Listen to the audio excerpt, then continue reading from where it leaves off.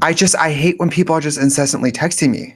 No shit. The world is over. You have free time. I get it. How are you holding up? We haven't talked in 5 years. Aren't you glad that I don't text you?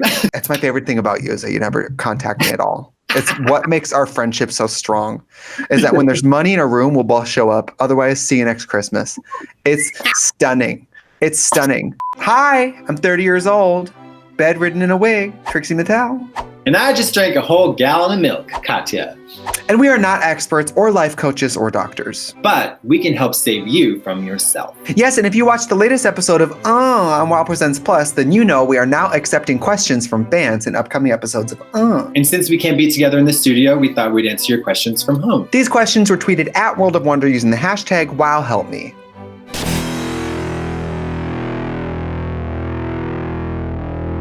Let's get into it. What is the best way to come out to a Massachusetts redneck dad? And what age is the best age to do so? The best way to do it is to do something small like a parade. And then the best age, wait till your dad's at least in his 70s so that if he's not happy, he will pass. I'm a big fan of if you're going to come out and you don't think it's going to enhance your home life, don't come out. Yeah. Go live your truth at home, but don't tell your mom. Who cares? Yeah, get out of there. I mean, listen, you're not going to want to sleep under the same roof as somebody who's flipping out from your gayness. You're only inconveniencing yourself.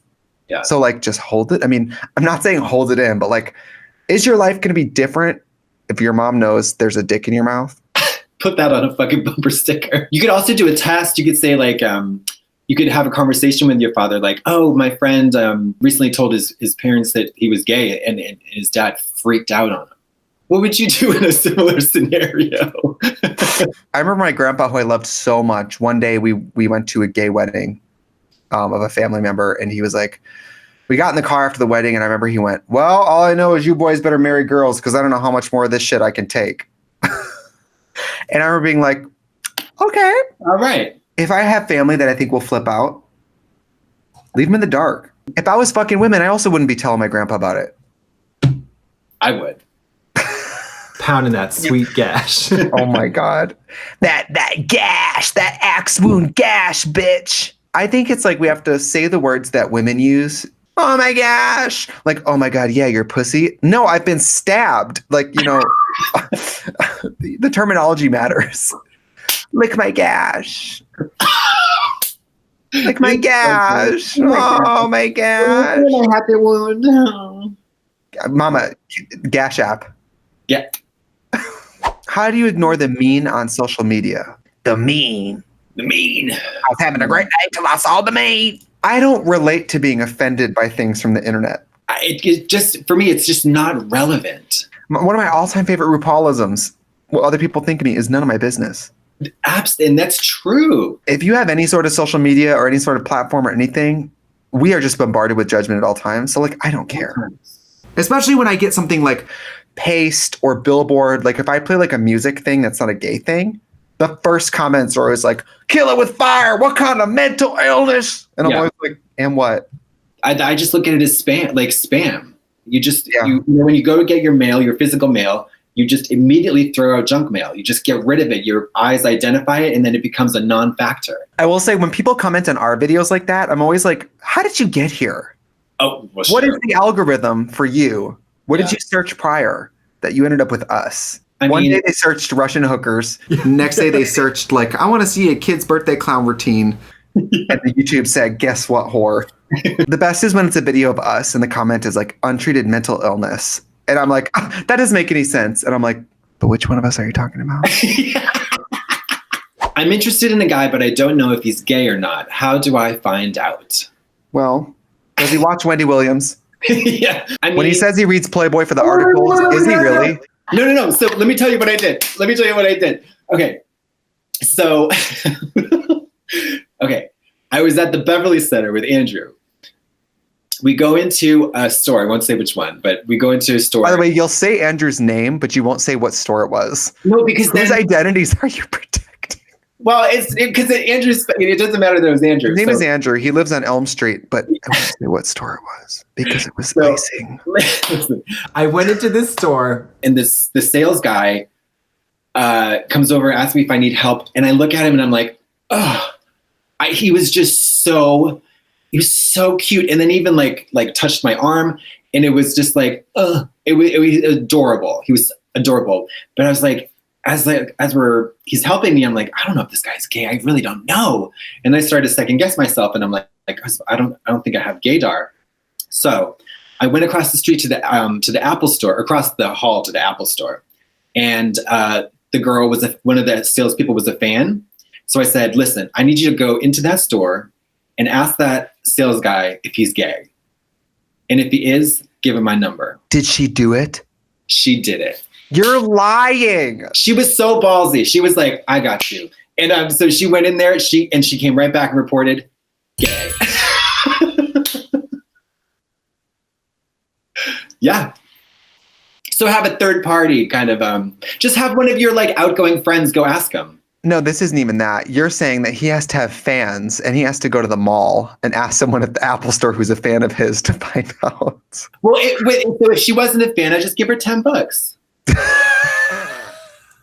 Solicit a woman with money. She was so fierce, though. So fierce. I hope she pushed her titties up and like reapplied and was like, so, you want this gash? Gash or stash? That's what she wanted to know. Gash or stash? Or cash? Oh. How did you guys manage to stay positive with such negative things going on in this world? Who said I was positive? Yeah, you guys don't know what I do. The first few days of this, I cried a lot. Yeah. Not but just like freeze frames of like I'm brushing my teeth in the morning and I'm like, this is really happening. Do you know what I mean? It felt like a movie. There's two things to think about in times of hardship, whether personal or global, whatever. You got the amount of pain you're feeling is directly related to the amount of resistance you have to the situation. And the amount of joy is related to the amount of acceptance you have. So you kind of got to accept, do all you can, and then that's it. Yeah, it's been a little easier the last like week. I think it's because like initially I was mourning a dead person. It was like, oh my God, I put all this elbow grease and creativity into this big tour. Gone in a second. And it was like, oh, it was like anything. If you put a bunch of work into something and it disappears, it's horrible. I mean, it could be so much worse. Although, you know, I don't know. Look on the bright side. I can take any kind of emotional distress, but physical pain is where I really start to unravel. I'm a ninny. Yeah, totally. Yeah. I have no threshold for pain, physical pain. None. But everybody could die around me and I'd be okay. I'd rather go to a funeral than use an ab lounge. You know what I mean? How do I tell my family that I'm a burlesque stripper and that I make a decent income getting naked for strangers? Mama, this is so easy. Yeah, but listen, burlesque has so much like creativity to it and so much class to it that I actually think of all the similar professions, that's like the high end version. It's cool. Very cool. Especially if you I don't know if you feel comfortable with your family seeing you naked, but it depends on what kind of artists you share with them. Like there's so many comedy burlesque performers or like not even nude burlesque performers. How did you tell your family you were doing drag? Did they care? They came to the show, Mama.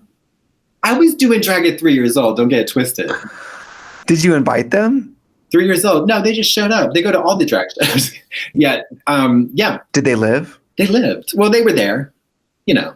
Maybe start slow. Maybe wear a bow around the house at Christmas. Say nothing. Yeah. You know, maybe by Easter you show up in a pinafore. You know, I don't know. Like you do like a high heel, or like when you get called for dinner, you sort of slink in. You know, there's opportunities everywhere. I'm talking to two people at the same time, and I just found out that they're best friends. What do I do? I'm assuming it means like you're talking with the intent of dating. Yes, I hate that term. It's so juvenile. When you're like, "Are you guys a thing?" Like we're talking. Oh, that means there's like endless texts over Instagram or whatever. Do you remember when we were younger and the internet was newer? And do you remember when people were like, dating online? That's crazy. Oh, it was viewed as pathetic. Pathetic and sad and dangerous. Yeah. Incredibly dangerous. Dangerous and desperate. At the time, it painted a picture of like a recently divorced woman posting a picture of her in a garden. You know what I mean? Someone with no prospects in the real world. And now it's like literally 17-year-olds with a puppy dog Snapchat filter being like, bang my fucking hole, dad. You know, they don't care. I'm talking to two people at the same time and it's not their best friends. You got to say that. You got to say, I found out I know a friend of yours. Pit them against each other. Yes. Start like, I noticed that, I just want to know, I'm talking to both of you. So in the alley behind my house at tomorrow sundown, I will be hosting a javelin fight, like, and the winner will have my hand in marriage, The winner will have my gash. Honestly, pick the hot one or the one with money. If you have a question for us, you can tweet @World of Wonder using the hashtag #WowHelpMe. Well, we might not have saved the world, but at least we saved you from yourself. Hey, Katya, what are you going to be doing later? Nothing. Because guess what, bitch? I'm going to stay the fuck home. I have to ask you, what has this experience taught you about yourself? I think it's just reinforced the fact that I'm, without a doubt, an introvert. I couldn't agree more. Because of Drag Race, especially, I thought I was like, maybe I am an extrovert. I love people. I love talking to people. I feel like I'm good at talking to people.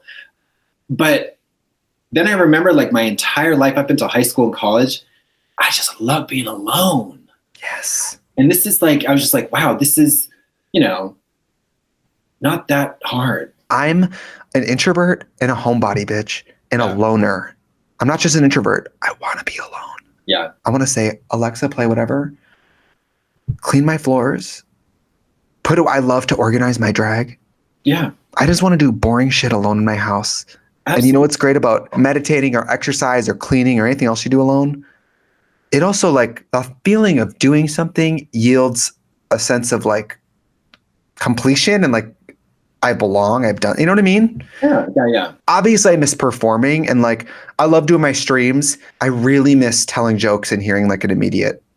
Yeah, I miss going to work. Like I miss leaving the house and going to work, like going to shoot something, going to film something, going to perform or whatever. And I see it all the time when people are just like around each other, but they're on their phones and they're not paying attention to each other, or they're just there. I hate that. Like if I'm with somebody, I want to like interact with them or get the fuck out. Same. I'm like, let's get together. Let's be active with each other. And then as soon as I'm over it, I'm out. Yes. Don't call me. We'll call you. Like, I don't know what that says about me. I do think that this career has only enhanced and calcified those attributes about myself. Yeah. Because when we have to be on, we have to be so on. If you're performing to 2,000 people and meeting face-to-face 150 in one night, that's a lot. And I've learned that when I sit around in here, the darkness reaches me a little bit about the situation. When I'm busy here, when I'm like working on content or trying to write something or play my guitar or cleaning, keeps it completely out of reach. There's like a emotional health and well-being in working that I don't think we're always in touch with because work's never optional for us. Right. And now that it is like pretty distant, it's like, oh wow, work really gives me purpose. Well, so what's the first thing you're going to do when you get out? I'm going to go to the Golds down the street and get my house keys that I forgot there the day before the quarantine. I'm going to go to a Sheryl Crow concert. I'm going to stay the fuck home. And sis, that is on period.